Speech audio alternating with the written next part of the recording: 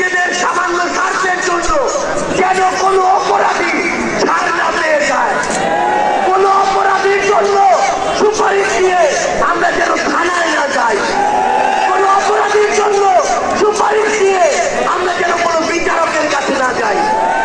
এই নতুন বাংলাদেশে হতভম্ব ওই শিক্ষা সিস্টেমগুলো, এই কারিকুলামগুলো আমাদেরকে ঠিক করতে হবে। এই বাংলাদেশকে বাংলাদেশ পন্থী হিসেবে গড়ে তুলতে হবে।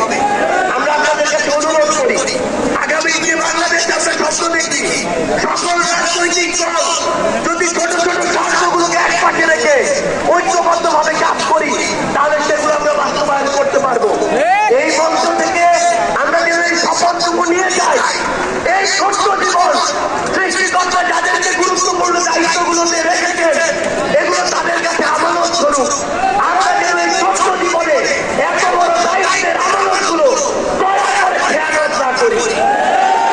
আমরা আপনাদের কাছে অনুরোধ করি, আমাদের রাজনৈতিক দলগুলোর মধ্যে কেন্দ্র থেকে ওই একদম গ্রাম পর্যন্ত, রুট পর্যন্ত যেন নিজেদের ভিতরে সুস্থ একটি প্রতিযোগিতা হয়, দয়া করে যেন আমরা কাউকে প্রতিপক্ষ না মনে করি। আমরা যদি যারা বড় রাজনৈতিক দল রয়েছি ছোটদেরকে ধীরে ধীরে সামনে এগিয়ে যেতে না চাই, তাহলে আমাদের মধ্যে ধীরে ধীরে এমন একটি মানসিকতা আসবে, যেই মানসিকতা হয়তো আমাদেরকে ধীরে ধীরে একটি স্বৈরাচারী আচরণের দিকে নিয়ে যেতে পারে। আমরা যেন সবসময়, আমি সহ আমরা সবাই খুনি হাসিনাকে দেখে যেন শিক্ষা নেই।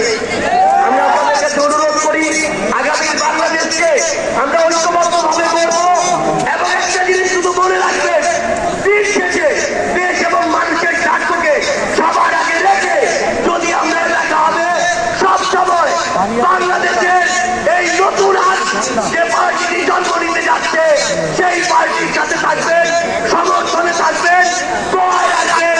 আপনাদের সাথে আবার দেখা হবে রাজপথের সংগ্রামে অথবা বিজয়ে।